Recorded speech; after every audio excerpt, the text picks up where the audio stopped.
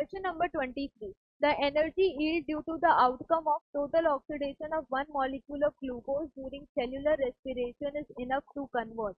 तो जब यहाँ पर एक ग्लूकोज मॉलिक्यूल का कंप्लीट ऑक्सीडेशन हो रहा है तो टोटल कितने एटीपी बनते हैं या कितने एडीपी से कितने एटीपी बना रहे हैं। तो अगर हम एक कैलकुलेशन को अच्छे से स्टडी करें तो सबसे पहले हम बात करेंगे ग्लाइकोलिसिस की। जो ग्लाइकोलिसिस प्रोसेस है उसमें क्या मिलता है 2 एटीपी एंड उसी के साथ साथ और हमें क्या मिल रहा है 2 NADH। तो हमें पता है ये जब NADH इलेक्ट्रॉन ट्रांसपोर्ट सिस्टम में जाएंगे तो एक NADH से 3 एटीपी मिलते हैं। तो ये जो 2 NADH है इससे कितने मिल जाएंगे 6 एटीपी। 2 into 3 यानी 6 एटीपी। देन इसके बाद अगर हम बात करें नेक्स्ट प्रोसेस की, ग्लाइकोलिसिस के बाद आएगा लिंक रिएक्शन। लिंक रिएक्शन जिसमें पायरुवेट से बनता है एसिटाइल कोएंजाइम ए। इस लिंक रिएक्शन में सिर्फ NADH बनते हैं।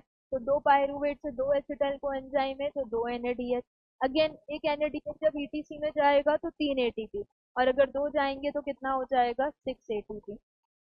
देन इसके बाद आएगी क्रेब्स साइकिल। थर्ड स्टेप जो है वो है क्रेब्स साइकिल। तो अगर हम बात करें क्रेब्स साइकिल की, क्रेब्स साइकिल, तो इस क्रेब्स साइकिल में क्या होगा, क्या क्या जनरेट होगा 2 GTP जिससे 2 ATP आ जाएंगे।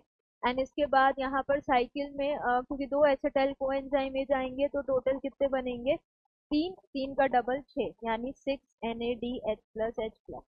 तो 6 NADH 6 into 3 यानी 18 ATP हो गया ये। देन इसी के साथ साथ हमें मालूम है कि क्रेब्स साइकिल में FADH2 भी बनते हैं। कितने FADH2 आएंगे 2 FADH2।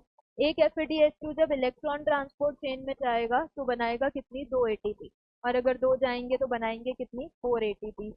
तो अगर हम सारी ATP को एक बार ऐड करें तो यहाँ पर 2 प्लस 6 यानी टोटल ATP हो गई 8 ATP। देन इसके बाद यहाँ पर कितनी है 6 ATP एंड यहाँ पर अगर हम देखें तो कितनी है 18, 19, 20, 24 ATP।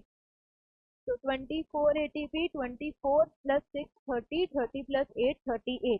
तो टोटल ATP जो जनरेट हुई इन सारे प्रोसेसेस से, total ATP that is equal to 30 plus 8 यानी 38 ATP from one complete breakdown of glucose molecule. तो हमें 38 मॉलिक्यूल्स ऑफ ADP चाहिए ताकि हम 38 मॉलिक्यूल्स ऑफ ATP बना पाए। Correct answer is a. अब एक डाउट स्टूडेंट को ये आ सकता है कि मैम 36 भी होता है। 36 तब होता है जब यहाँ पर वो शटल मैकेनिज्म आता है जो NCERT डिस्कस नहीं करती है। NCERT में सिर्फ ये लिखा है कि 38 मॉलिक्यूल्स ऑफ ATP ही बनते हैं जब हम थ्योरेटिकली पूरा एनालिसिस करते हैं।